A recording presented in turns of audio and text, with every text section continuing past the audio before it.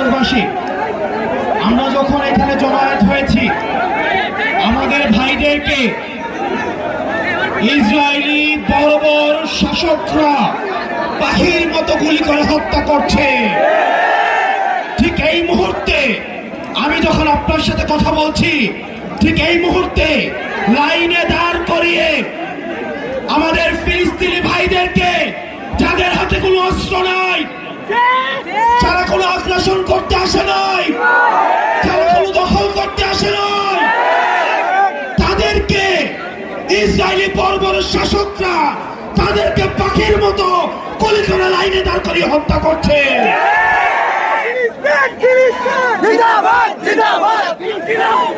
প্রিয় কিশোরগঞ্জবাসী, এই ইসরায়েলি বর্বরতার বিরুদ্ধে আমাদেরকে কথা বলতে হবে। বিশ্ব মানবতার পক্ষে আমাদের কথা বলতে হবে।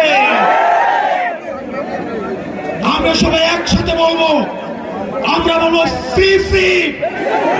আপনাদের থেকে আসতে হবে Palestine, free free, free free, free free.